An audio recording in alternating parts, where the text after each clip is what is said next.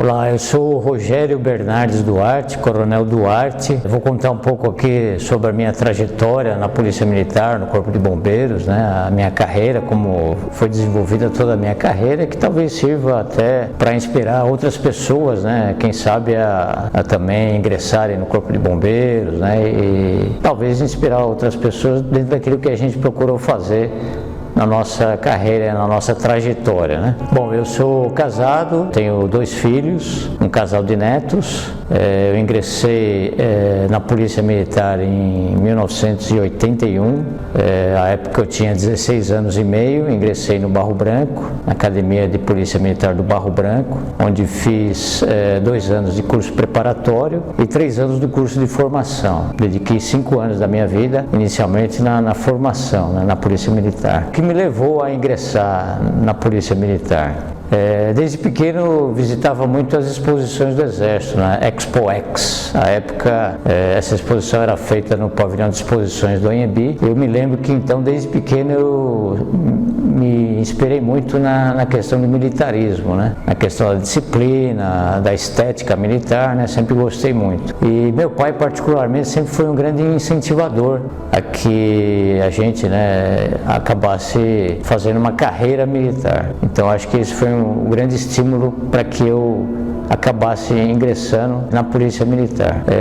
À época eu prestei concurso para outras academias militares e acabei passando no Barro Branco. Eu me lembro que com 14 anos de idade eu era guarda-mirim em Guarulhos, era uma guarda-mirim que era conduzida por um sargento da Polícia Militar. Então lá também, né, tive exemplos, né, de comportamento, né, de disciplina, que também me serviram aí de inspiração para que eu ingressasse, né, e tivesse aí o transcorrer da minha vida numa carreira militar.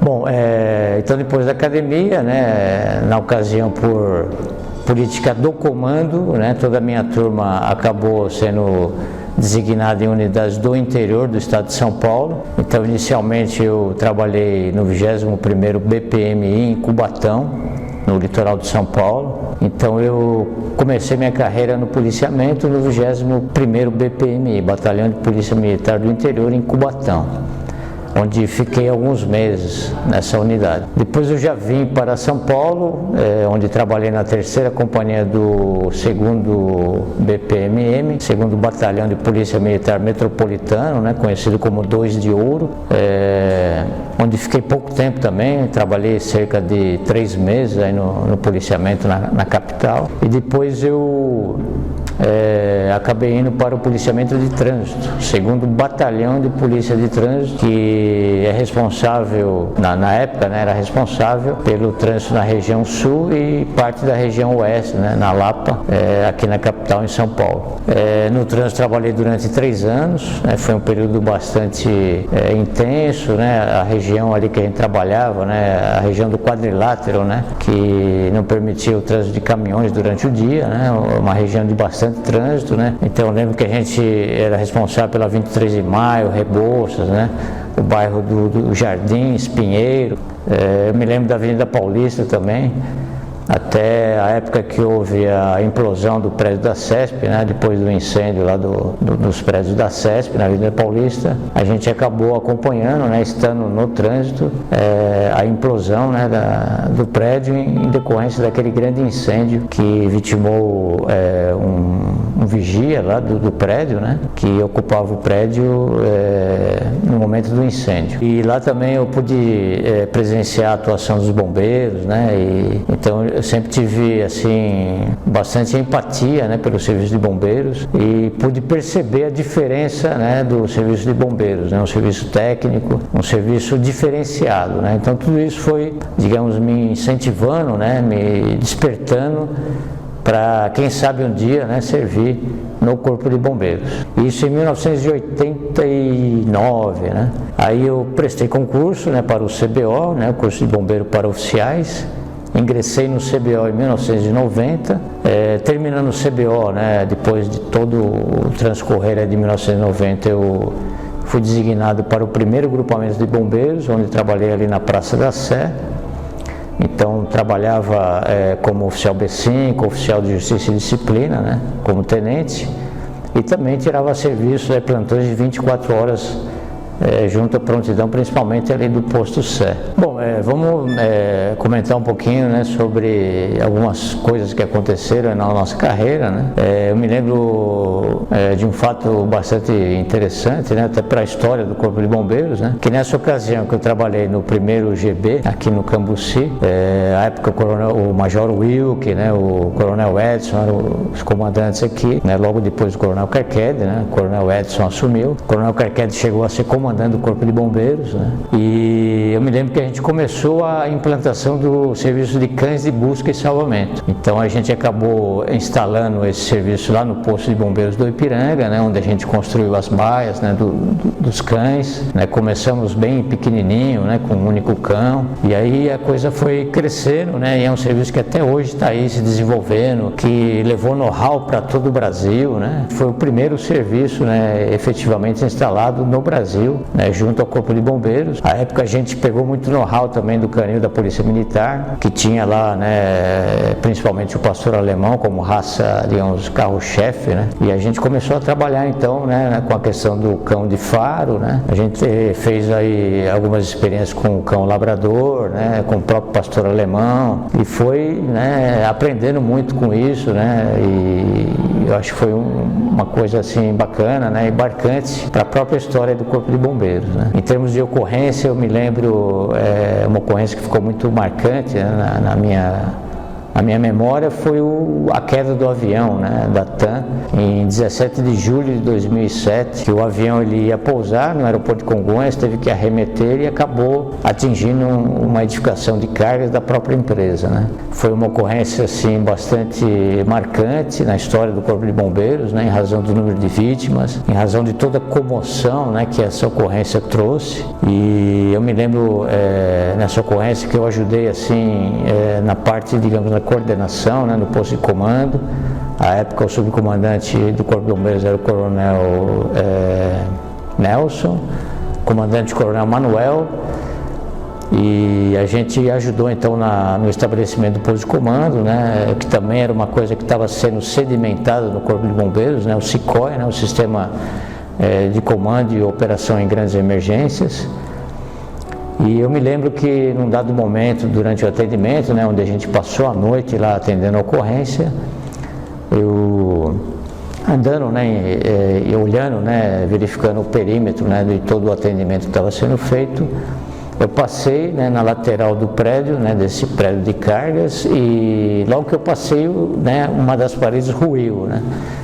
Então é como se, digamos, eu tivesse nascido de novo ali, né? Porque o muro poderia ter caído, né, sobre a minha pessoa, né? Então foi uma coisa que ficou marcada aí na nossa memória, né? Eu me lembro de várias ocorrências pequenas também, né, em termos de dimensão, né, de algumas ocorrências de incêndios em prédios elevados, principalmente no centro de São Paulo, né, em lojas, né, principalmente ali na região do Brás também, né. Eu me lembro de uma ocorrência de uma loja, né, que caiu, né, uma loja de roupas, né, aquelas prateleiras de aço, né. Então as prateleiras talvez estivessem bastante sobrecarregadas, né, pelo peso, e acabou caindo, né, toda a prateleira em cima de um dos funcionários da loja, né? Então eu me lembro que a gente foi atender também uma ocorrência, né, difícil, né, em razão da condição em que se encontrava a vítima, né? Então foi uma ocorrência que ficou na nossa memória, né? Eu gostaria agora de falar um pouquinho, né, na ocasião em que a gente ficou na Fundação de Apoio ao Corpo de Bombeiros, que também a fundação era um grande sonho, né? Eu me lembro que no relatório que foi produzido, salvo engano, em 1990, né, à época o comandante era o Coronel Sampaio, e lá já constava, né, que uma das coisas que o bombeiro, digamos, tinha almejado era um dia ter uma fundação de apoio. Então a gente também ajudou, né, nesse trabalho, né, a que isso se concretizasse um dia, né. A fundação foi criada, tivemos um grande apoio do curador das fundações à época, né, Dr. Ayrton, e eu me lembro que uma das coisas que a gente acabou fazendo na fundação foi o lançamento de 2 livros aí, né, que eu vou mostrar aqui. Então nós tivemos inicialmente esse livro aqui, Fundamentos de Segurança contra Incêndio em Edificações, né, que foi lançado em 2019.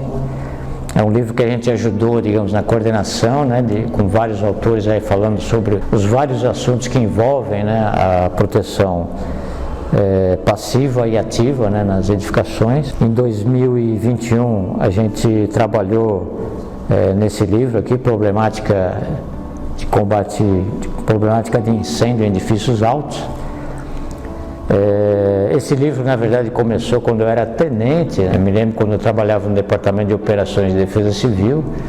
A gente começou a se debruçar, né, a se dedicar a estudar as ocorrências de incêndio em edifícios altos.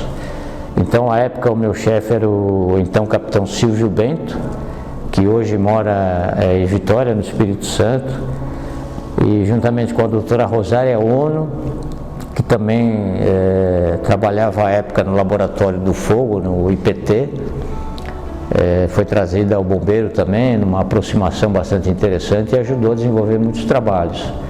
Principalmente, eu me lembro à época, né, a gente acabou trabalhando numa norma da ABNT a respeito dos relatórios dos trabalhos de bombeiro, né? Então foi uma norma de âmbito nacional, né, que foi produzida. Eu me lembro que a gente levou aí uma discussão aí de 5 anos, né, para que essa norma fosse produzida.